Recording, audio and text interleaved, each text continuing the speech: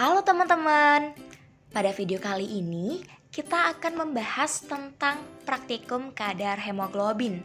Sebelumnya, perkenalkan namaku Sabrina Intan Maulidah, NIM 1813041046 dari 6B Pendidikan Biologi Universitas Pendidikan Ganesha.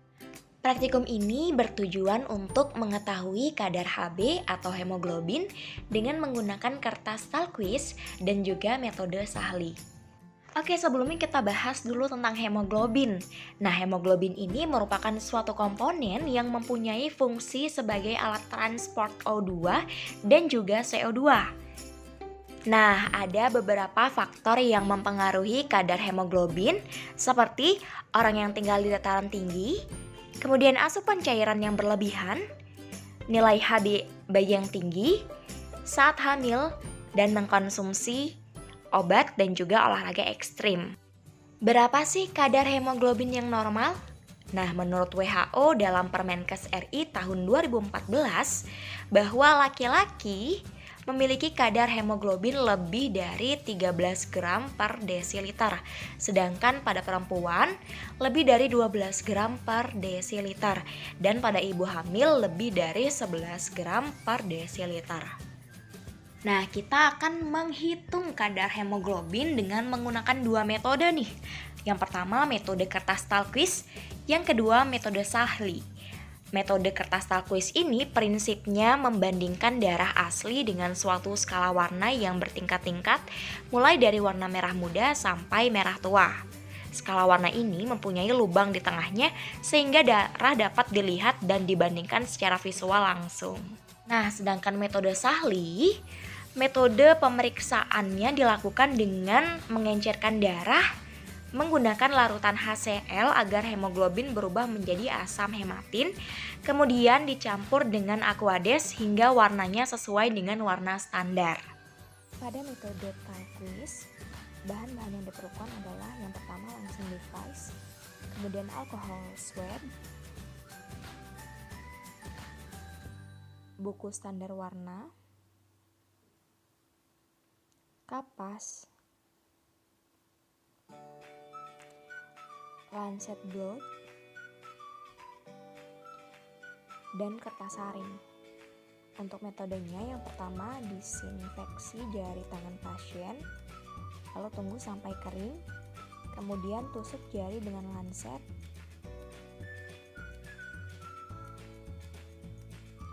Tetesan darah pertama yang keluar dibuang. Lalu tetes berikutnya dihisap dengan kertas saring sampai meresap.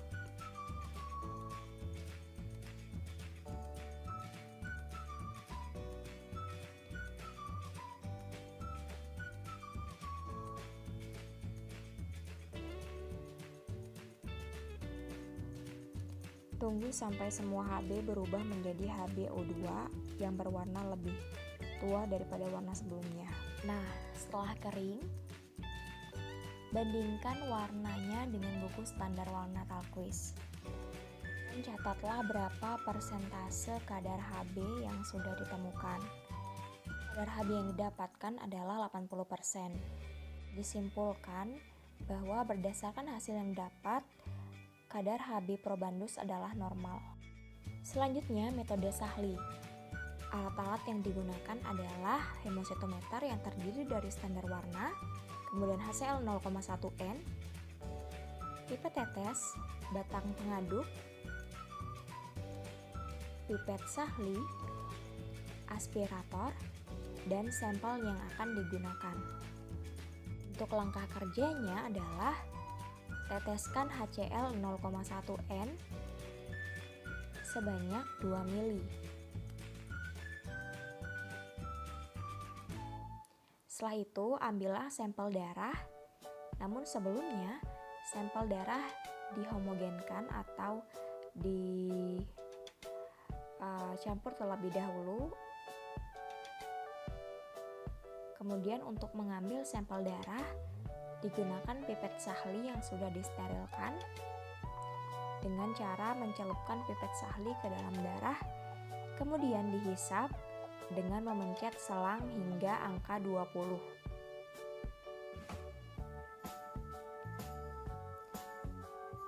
Setelah itu, lap pipet dengan tisu hingga bersih. Nah, kemudian masukkan ke dalam tabung sahli dan dihomogenkan.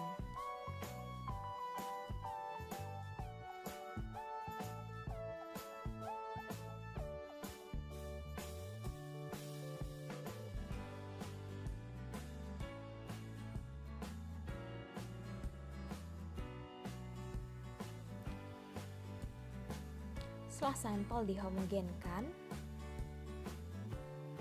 bilaslah pipet sahli dengan cara menghisap dan membuang secara berulang sampai darah pada pipet hilang. Kemudian homogenkan sampel. Homogenkan sampel dengan cara mengaduk tabung sahli hingga darah dan juga HCl tercampur.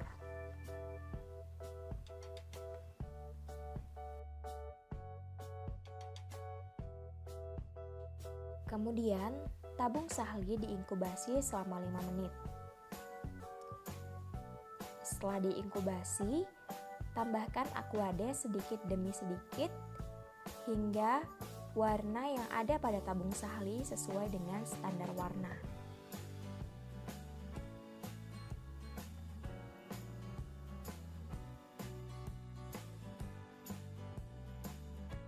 Tambahan Aquades dihentikan apabila warna pada tabung sahli sudah sesuai dengan standar warna. Apabila warnanya sudah sesuai dengan standar pembanding, tabung sahli diangkat, lalu kemudian dilihat skala pada tabung tersebut. Nah, pada tabung sahli menunjukkan skala 12.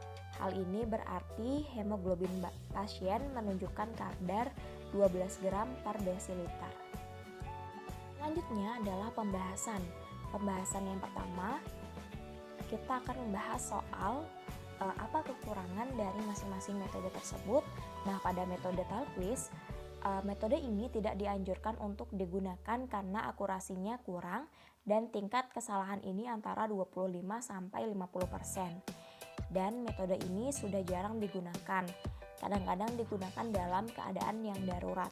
Nah, sedangkan kekurangan pada metode sahli, yang pertama adalah pembacaan secara visualnya kurang teliti, kemudian alat atau hemoglobinometernya ini tidak dapat distandarkan.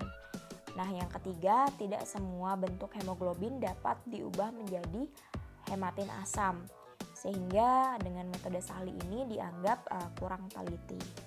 Kemudian soal yang kedua, apakah fungsi dari Hb? Nah, hemoglobin ini merupakan protein yang kaya akan zat besi dalam sel darah merah. Hemoglobin ini bertugas untuk membawa oksigen ke seluruh tubuh. Nah, protein ini berfungsi memberikan warna merah pada darah. Kemudian mengambil fungsi dari hemoglobin selanjutnya adalah mengambil oksigen dari paru-paru kemudian dibawa ke seluruh jaringan tubuh untuk bahan bakar. Selain itu, membawa karbon dioksida dari jaringan tubuh sebagai hasil metabolisme ke paru-paru untuk dibuang. Soal ketiga, apakah yang akan terjadi jika kadar hemoglobin atau Hb rendah? Yang akan terjadi itu yang pertama adalah kekurangan kadar Hb dalam darah dapat menimbulkan gejala lesu, lemah, letih, lelah, dan cepat lupa karena oksigen yang diikat oleh Hb tidak maksimal dibawa ke seluruh tubuh, seperti otak, otot, dan lain sebagainya.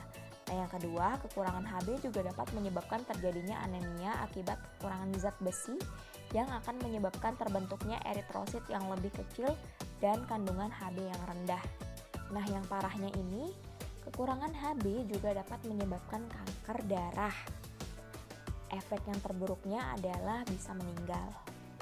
Yang keempat, faktor apakah yang umumnya merupakan penyebab kekurangan Hb? Yang pertama, kekurangan zat besi untuk pembentukan eritrosit dan Hb. Kemudian kekurangan asam folat, kehilangan banyak darah akibat luka, anemia, kelainan pada sumsum tulang yang menyebabkan kekurangan asupan vitamin B12 dan zat besi. Kemudian hipotiroidisme, yaitu produksi hormon tiroid dalam jumlah sedikit. Kurangnya hormon tiroid menyebabkan penurunan aktivitas sumsum tulang sehingga produksi eritrosit dan Hb menurun. Kemudian dapat juga terjadi karena kanker darah yang menyebabkan penurunan kadar Hb. Karena adanya komplikasi atau kelainan pembentukan eritrosit akibat kanker tersebut. Selanjutnya, yang kelima, faktor-faktor apakah yang mempengaruhi kadar Hb seseorang? Jadi yang mempengaruhinya itu ada 6. Yang pertama adalah kecukupan zat besi dalam tubuh, kemudian ada faktor usia, aktivitas fisik, kelainan dalam sel darah merah, jenis kelamin, dan juga kondisi fisiologis. Baik, cukup sekian pembahasan mengenai praktikum hemoglobin. Mohon maaf apabila dalam penyampaian video terdapat kesalahan. Dan sampai jumpa di video selanjutnya.